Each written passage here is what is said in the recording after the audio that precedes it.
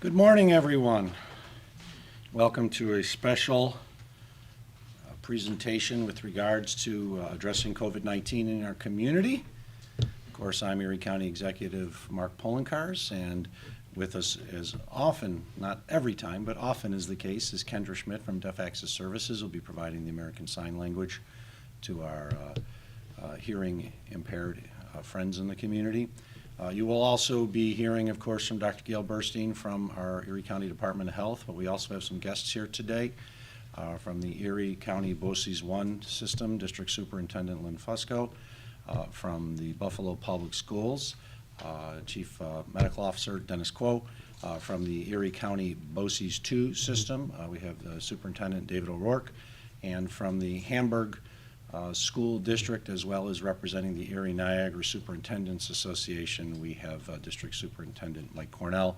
And I want to thank all our friends in the education field as well as the medical field who helped us go as we went along the way to preparing a guidance for the safe return of students in K through 12 schools across Erie County. That includes all public, private, and charter schools. So I want to thank all who helped us.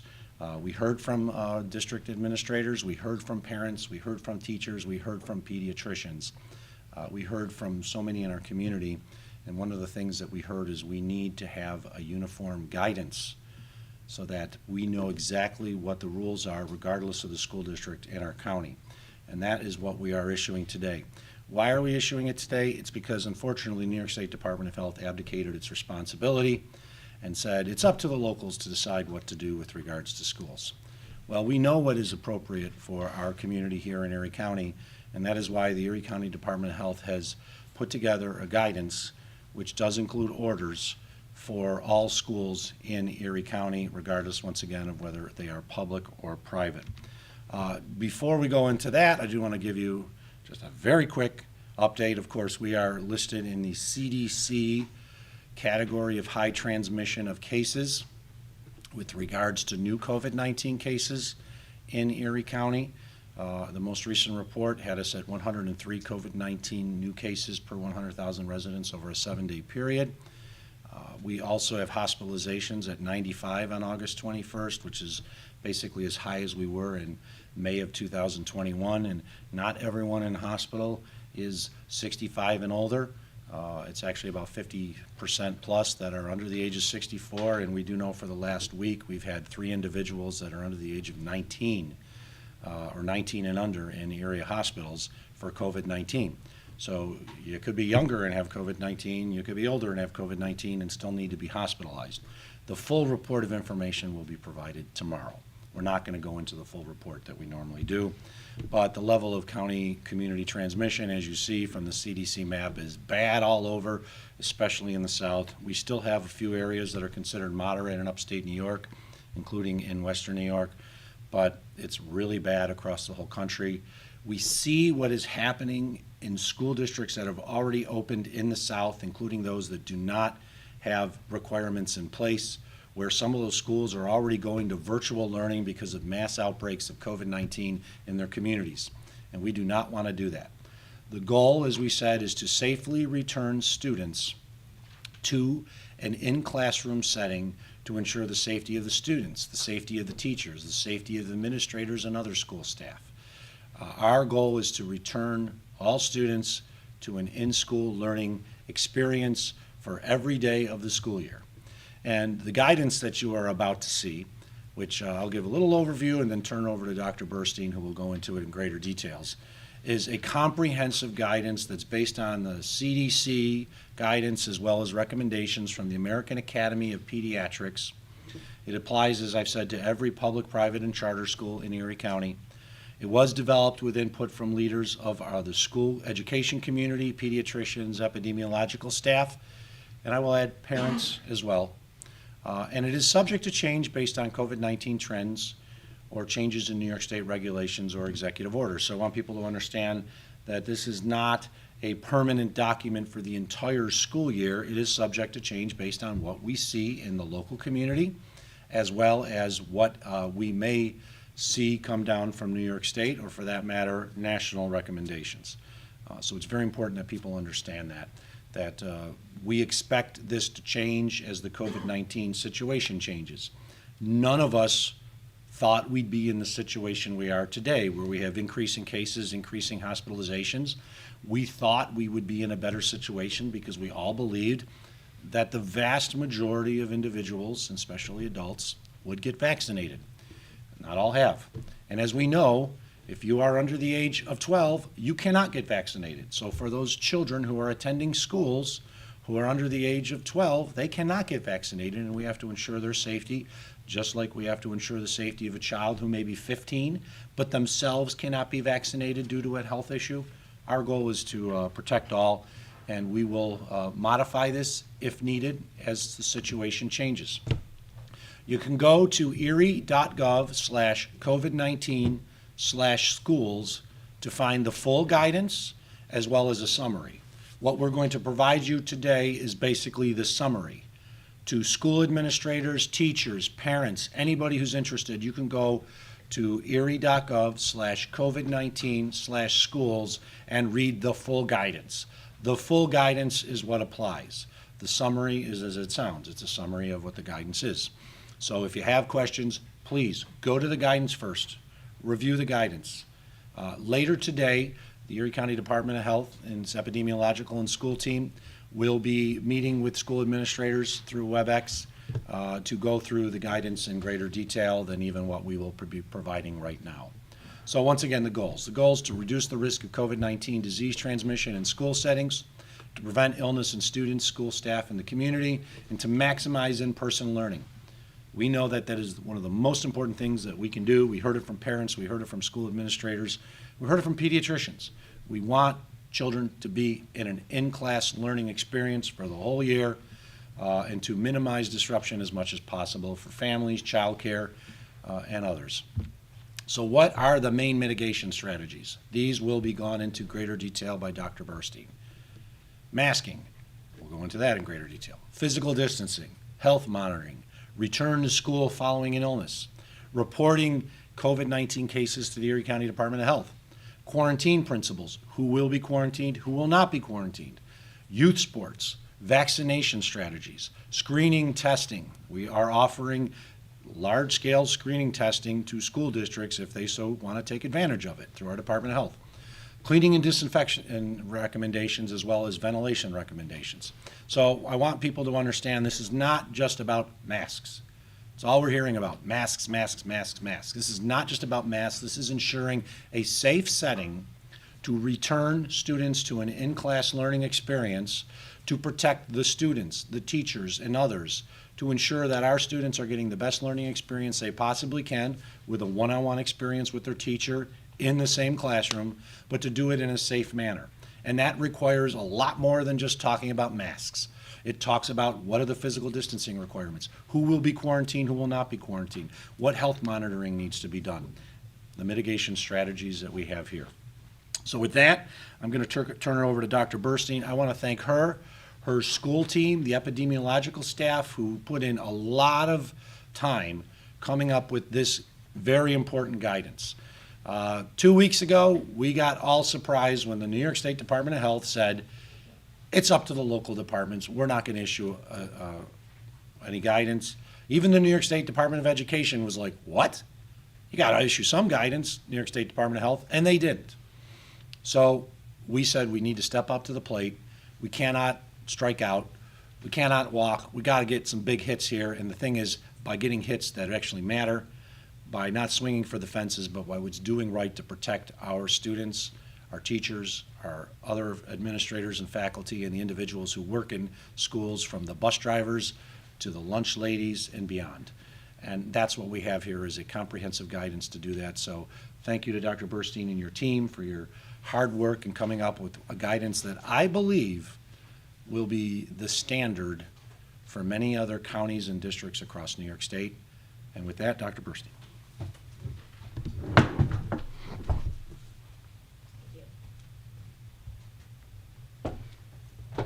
Thank you. Good morning, everyone. And as the county executive mentioned, this is our labor of love. We have worked so hard over the past couple weeks to develop really strong, robust guidelines to make it easier for schools and parents and students to make smart choices to keep everybody safe and healthy and to obtain our number one goal, keep kids in school to learn in person. So first I'm going to talk about masking. So, because I know that's front and foremost on everybody's mind. However, as the county executive mentioned, this is not the only non-pharmaceutical intervention that we're either going to be mandating or recommending. So we are going to mandate face masks for all indoor activities in schools for children who are 2 years of age and up. Regardless of vaccination status, we know that people who are positive for COVID-19, including children, can get infected if they're vaccinated. So we really want to make sure everybody is protected as much as possible indoors while they're on the school grounds and buses. So this also includes buses, where we have seen much transmission over last school year. Masks outdoors are strongly recommended. They're not mandated. However, this is still a good idea to wear your mask outdoors. We have seen transmission among people who are, including people who are fully vaccinated who've been outdoors. Of course, we're allowing for mask breaks. We're recommending about 5 minutes every hour as the maximum mask break. However, many people don't need to take a mask break, and if you don't have to take it, you don't have to. So we're also going to be making strong recommendations about physical distancing. So again, we know physical distancing is a very powerful non-pharmaceutical intervention. However, if we recommend too much physical distancing, not everybody will be able to fit in the classroom. So we're recommending as much physical distancing as possible to get everybody in the classroom and in-person learning. So every school is going to be different, and they'll be able to implement this differently. However, we do want schools to maximize this as much as possible, but not exclude anybody from in-person learning if they want to come to school. And so this includes for students, staff, different situations in sports, band, chorus, orchestra. Busing is very important because, again, the bus driver hopefully has his or her back to the kids and eyes forward to the street, and so won't be knowing everything that's going on. So we really want to make sure that before the bus starts up, everybody is physically distanced as much as possible. And also, cohorting is a very powerful non-pharmaceutical intervention. So we are going to be mandating health monitoring before people walk into the building. We've seen last year and over the course of the summer, people entering schools, people entering camps who have been symptomatic who end up being positive for COVID-19, and then other people get infected or other people have to quarantine. So we are mandating daily health screenings, including temperature checks, before anybody enters the building. And this includes staff, it includes visitors, it includes all students. And then if anybody does become symptomatic while they are in the building, we are mandating that they isolate from everybody else, so they have to immediately go to an isolation room that is mandated to be maintained by each of the schools, and where they have to stay until, if it's a student, they can be collected by a parent or guardian, or a staff member should be excused from school and go home and hopefully get tested and see a healthcare provider. So we do have requirements for return to school after a student or a staff member has had illness consistent with COVID-19 or have tested positive for COVID-19. And those are outlined in our guidance. We also are offering free COVID-19 testing to all Erie County residents who are symptomatic or close contacts. We have a great lab. We have multiple platforms to do PCR testing, and right now our turnaround time is pretty quick, definitely within 1 to 2 days. That might change as business picks up. However, we are offering testing. There is a lot of testing available throughout the communities, the pharmacies, immediate cares. There are pop-up testing sites. So testing fortunately is not a problem in Erie County. However, we are not going to be accepting home-based testing. So if people purchase one of those home test kits for COVID-19 and they run the test in their home, we are not accepting those results for obvious reasons. So we are also mandating that the schools report all the cases that they're aware of that are associated with the school. So if the school finds out that there's a student or a staff member or a or a coach that is infected with COVID-19, they need to report that to us. And they also have to help us with the contact tracing. They have to look at their rosters, looking the seating charts, and tell us who are the close contacts to that COVID-19 case in the schools to really help us get the job done. And that's going to be true for classrooms, for buses, for sports, for any type of extracurricular activities, band, chorus, orchestra. We really depend on the schools to get us those lists to know who are the close contacts so we're not there. And then the definition of a close contact is consistent with CDC, so we're changing it this year. So instead of, the difference is that for students, if they're within 3 feet of a case, and for adults, so staff, teachers, if they're within 6 feet of a case, for 15 or more minutes over a 24-hour period during the time that the case was infectious is considered a close contact. So that's different from last year. That's different from the New York State guidelines for a close contact. So we've pivoted over to the CDC guidelines for the definition of a close contact.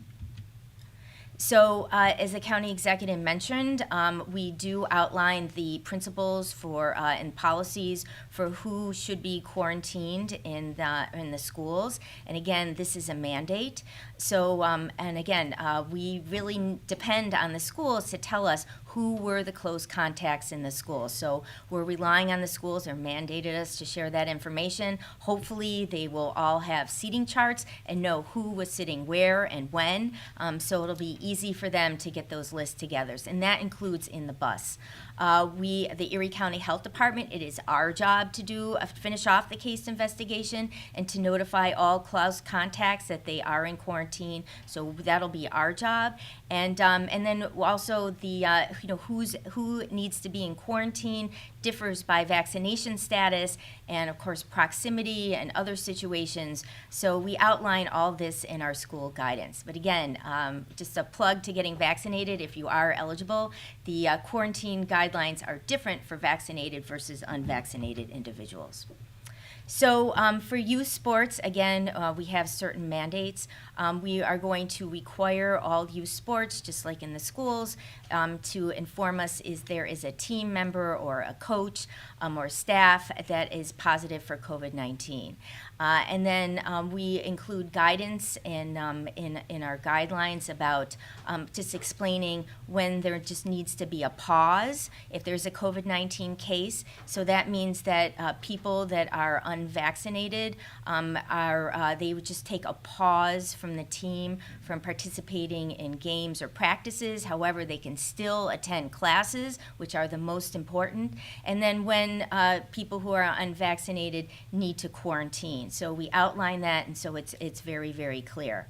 However, if a school district or a school decides that for whatever reason that they need to pivot for all virtual learning for a period of time, so during that period of time when the school is only offering virtual learning, the school sports will have to come to a stop during that virtual learning time. Of course, the Erie County Health Department is strongly promoting vaccination in the schools for anybody who is eligible, so that's students or staff. And we have been working with the schools to make sure that everybody has access to a vaccine. We will be offering more vaccine clinics in the schools.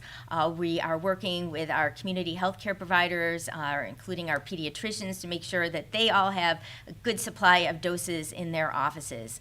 And you know, it really makes sense. It not only keeps people healthy, but it also they have less requirements for quarantine, and so their learning day, their school day won't be disrupted. And for the parents of vaccinated kids, if they can go to school again, they don't have to worry about figuring out how to take care of their kids and how to get their kids connected to virtual learning. So, so again, there are great advantages for many reasons for people to getting fully vaccinated. And then the Erie County Health Department, we're also recommending that school and staff who are not fully vaccinated participate in routine screening at least weekly to identify people who may be asymptomatic and infected, especially during times when we're in high transmission like we are now, according to CDC. We are also working with the schools to implement different screening testing programs of, you know, a random sample of 10% of unvaccinated people, or say proximate contacts of, if there was a case in the classroom, we'd be able to test everybody in the classroom, whether they were close contacts or not close contacts, just to make sure everybody stays safe. As you know, testing is very easy. It's not, you know, it's not traumatic, it's not invasive, and it gives us a lot of great information. There's also recommendations for cleaning, disinfection, and ventilation. So, you know, in general, if the schools do a good cleaning once a day, that is sufficient to keep the school safe and clean from COVID-19. However, if there is a case in the classroom, we do recommend that all those spaces where the case was in are cleaned and disinfected within a 24-hour period. I know also we are strongly recommending ventilation. Actually, ventilation is a very powerful non-pharmaceutical intervention that I think in Western New York in the cold climate we haven't really taken advantage of enough, but it is very powerful to prevent COVID-19 transmission. So we're really encouraging schools to maximize their HVAC, to maximize their air filtration system, and also in this classrooms and on the bus, I mean, if it's not like sub-zero out, you know, crack the windows open just a little bit. I mean, that has just a little bit of the windows cracked open has a great, powerful effect of preventing COVID-19 transmission within a closed space. So later today, as the county executive mentioned, in just a couple hours, we are going to be holding a webinar for schools and superintendents and school leaders to make sure and go through these guidelines more thoroughly to help the schools understand what they need to know to keep everybody safe in the school and to help maximize in-person learning. So I'll be joined by my EPI team that has really worked so hard over the past couple weeks to put together these really tight guidelines. And so we'll be sharing that and answering questions from all the school leaders.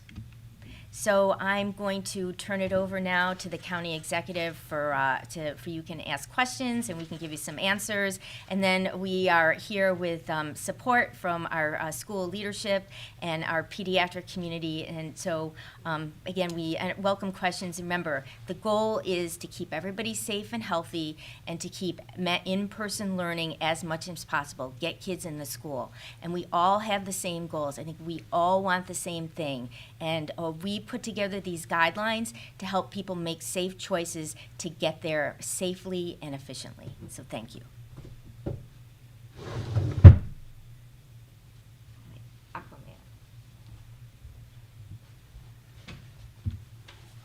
Thank you, Dr. Burstein. Before we go into questions, I'd like to give our guests an opportunity to say a few words. We've worked with some of these folks for a while now as we've dealt with COVID-19.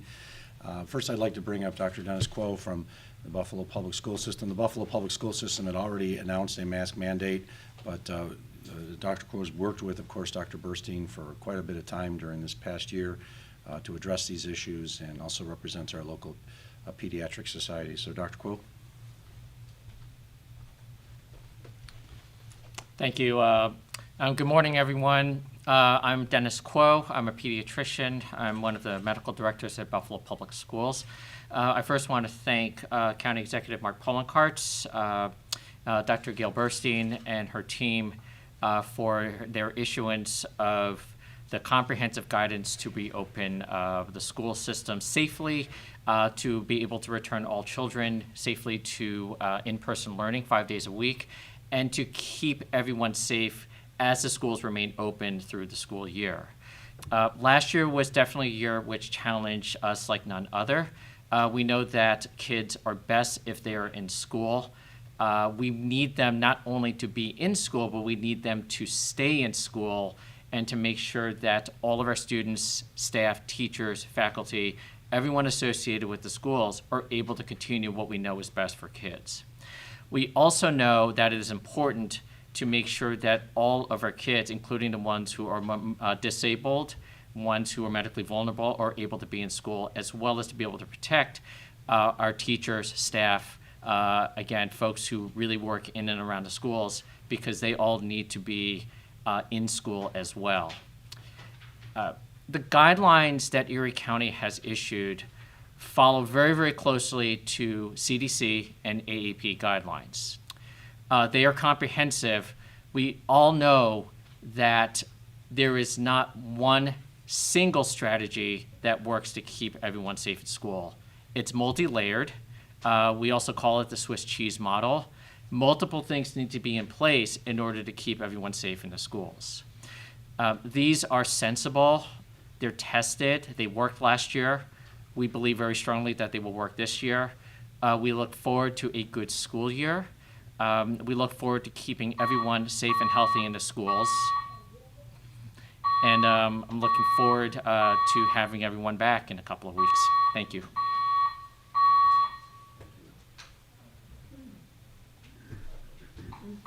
I'm having one of our security look into it. Mark, it's not a drill, we have to evacuate. Okay, someone pull the fire alarm. Sorry, everyone.